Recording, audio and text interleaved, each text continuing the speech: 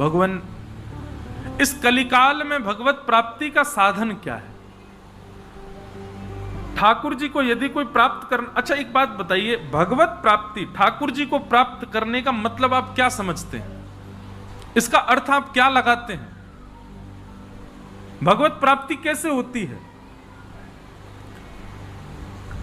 भगवत प्राप्ति का मतलब आप कोई ये तो नहीं लगा लेते कि आपके घर में ठाकुर जी घूमे, आपके कमरा में बैठे, आपकी गोदी में बैठे, आपके हाथ से खामे। क्या अब नहीं कर रहे ठाकुर जी ऐसा? आप सब जिन ठाकुर जी की सेवा करते हैं वो आपके घर में ही बैठे हैं, आपके हाथ से ही पाते हैं, आपकी गोद में लेटते हैं। क्या तो फिर और क्या चाह रहे हो आप? और यदि उनके प्रति ऐसा भाव नहीं है कि आप ये मानते, ये मूर्ति मानते, तो ये तो अपराध है।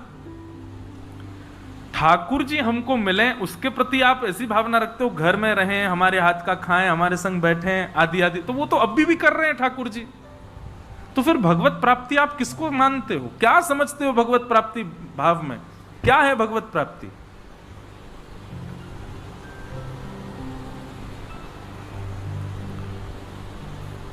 भगवत प्राप्ति का मतलब ये नहीं होता कि हम उनको खिलाएं, वो खाएं, वो हमारे सुलाने पर सो जाएं, हमारे उठाने पर उठ जाएं। ये भगवत प्राप्ति नहीं।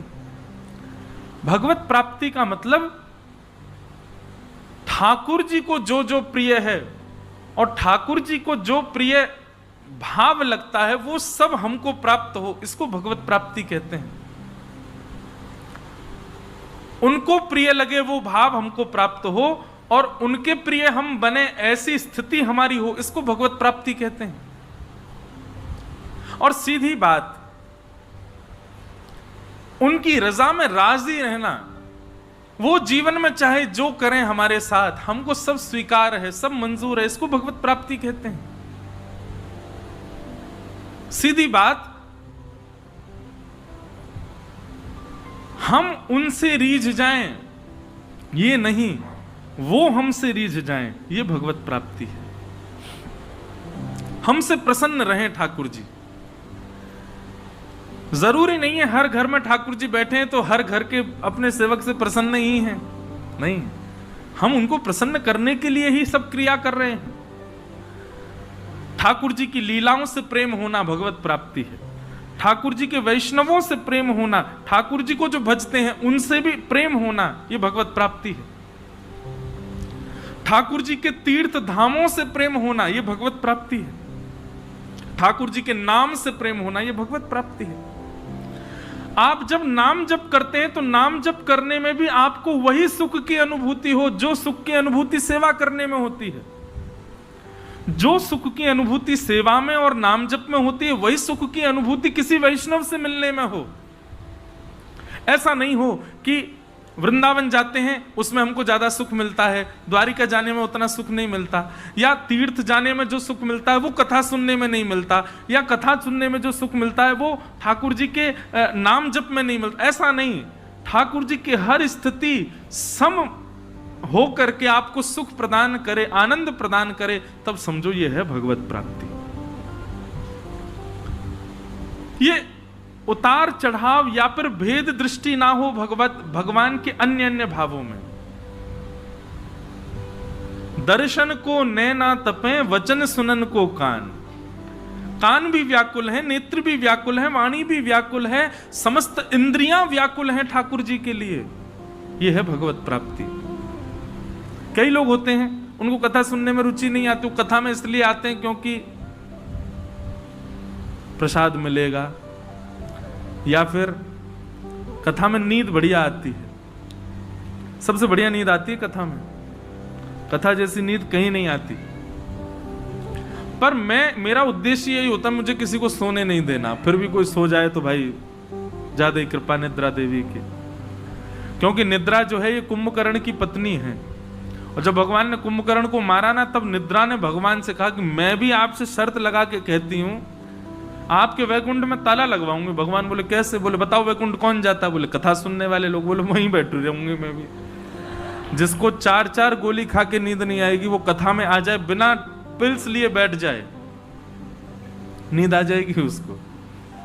और फिर ऊपर से ऐसा माहौल बढ़िया हो, मध्यम संगीत चल रहा है, सब लोग शांति से बैठे हैं, हल्की हल्की ठंडक भी लग रही है, तो फिर निद्रा आनी बहुत आवश्यक है। लेकिन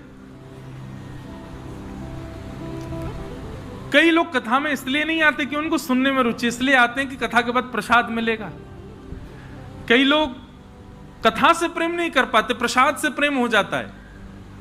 कई लोग ऐसे देखें, उनको कुछ मतलब नहीं, उनको पता चल जाए आप जगन्नाथपुरी गए, वहां से थोड़ा महाप्रसाद ले आना, आप तिरुपति वहां से लड्डू ले आना, द्वारिका चले वहां से मडरी ले आना, नाथ द्वार चले गए वहां से मोहन थार ले आना, वृंदावन गए पेड़ा जरूर ले आना। उनको प्रसाद से ही प्रेम है, मतलब उनकी भक्ति जिहुआ में है, उनको कथा से ज्यादा मतलब नहीं। उनको वैष्णव दिख जाए उससे इतने फर्क नहीं पड़ता, प्रसाद दिख जाए टूट पड़ेंगे उस पर।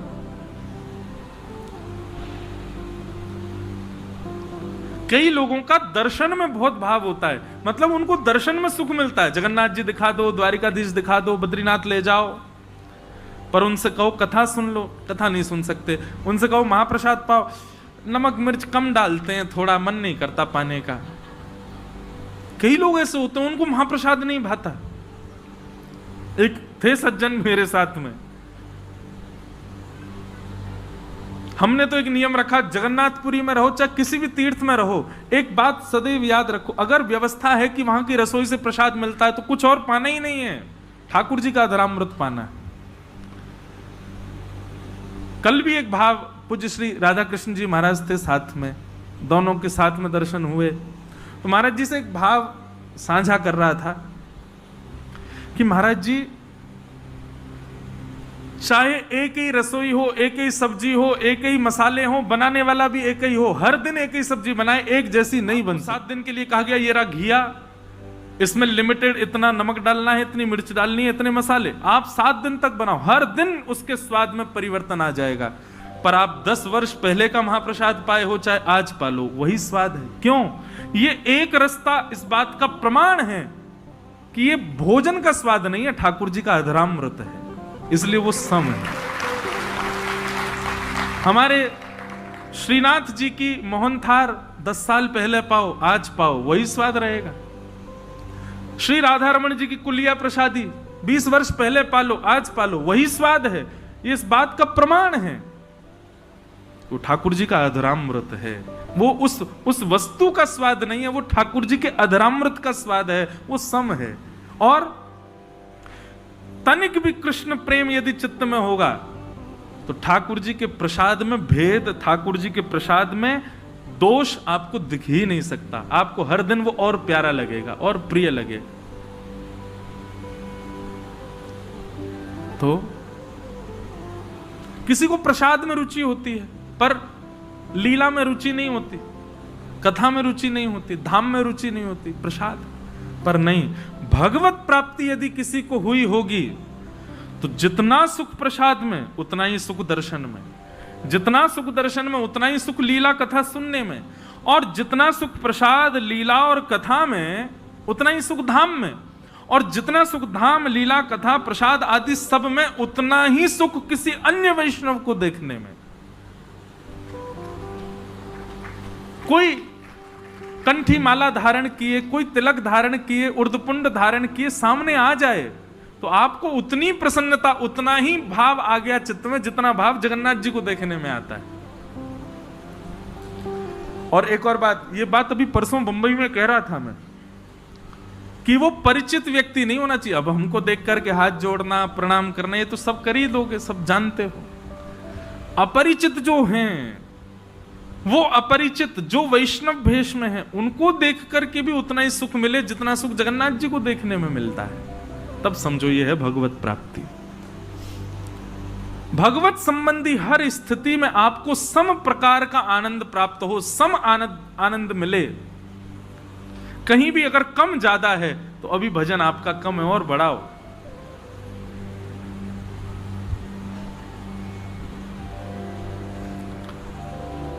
तो इसे कहते हैं भगवत प्राप्ति।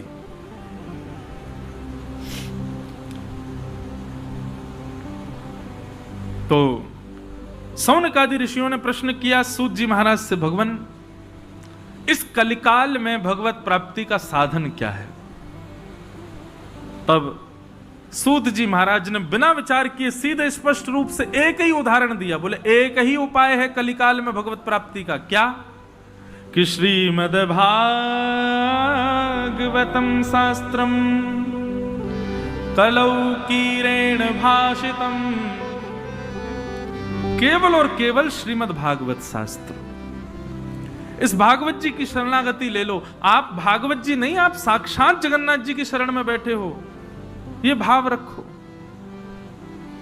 यहां कहे जाने वाले शब्द, ये शब्द ब्रह्म हैं, साक्षात ठाकुर जी हैं।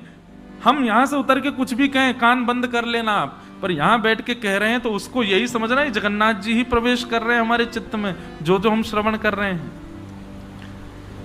सूत जी महाराज कहते हैं कलिकाल में व्यक्ति को भगवत प्राप्ति कराने का केवल एक साधन है, और वो साधन है श्रीमद् भागवत। श्रीमद् भागवतालाप सतु गीत सुखादिभि। सबसे बड़ा सत्कर्म क्या है? कथा करवाना। अब इसका मतलब ये नहीं कि जो नहीं करवा पा रहे वो सोचे हम तो ये कर ही नहीं पाएंगे, ऐसा नहीं। कथा सुनना, कथा करना और कथा करवाना, तीनों को समान फल मिलता है। और भागवत जी से कोई फल नहीं मिलता, भागवत जी से केवल कृष्ण मिलते हैं। तो जितने प्रेम से कथा सुनने वाले को मिलेंगे, उतने ही प्रेम से ठाकुर जी कराने वाले को भी मिलते हैं, और उतने ही प्रेम से करने वाले को भी मिलते हैं। इसलिए यहां पर आप और मैं, हम समान ही हैं। ये मत सोच लेना मेरा पुण्य ज्यादा है या कराने वाले का ज्यादा।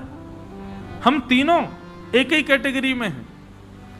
जब मुझसे मिलने का मन बनाएंगे ठाकुर जी, तो निश्चित है आपसे भी मिलने का मन बनाएंगे, चाहे आप राउल केला रहो चाहे कहीं रहो।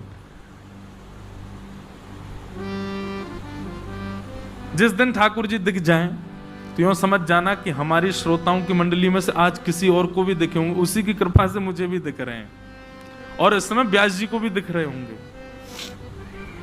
ठाकुर जी एक रस, एक सम होकर के अब बंद हो गए, एक सम होकर के सबको दर्शन देते हैं। तो भागवत जी समान है, सम है। श्रीमद् भागवत की कथा कराओ, भागवत जी की कथा से ही यह संभव होगा। संसार की कोई वस्तु ना मिलने पर प्राण त्यागने वाले व्यक्ति को 2000 वर्ष के लिए प्रेत बनना पड़ता है। बहुत ध्यान से सुनिएगा। संसार के विषय ना मिलने पर, और जो व्यक्ति अपने प्राण त्याग दे, आत्महत्या कर ले, उसको 2000 वर्ष के लिए प्रेत योनि में जाना पड़ता है। और अधिकतर आत्महत्या करने वाले लोग इसीलिए करते हैं क्योंकि उनको संसार की कोई विषयी वस्तु नहीं मिली, या वो किसी चीज में असफल हो गए तो कर लेते हैं। वैसे तो ऐसा कहा गया कि जो आत्महत्या का विचार करते हैं उनको भी अपराध लगता है, पाप के समान। इसलिए भैया ये कभी नहीं।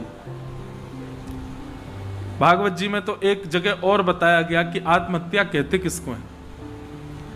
भगवान श्री कृष्ण उद्धव को बता रहे हैं कि नृदेहमाद्यं सुलभम सुदुलभम प्लवम सुकल्पम गुरुकर्णधारम मयानुकूलेन न भस्वतेरितम पुमान भवाब्धिम न तरेत स आत्मः।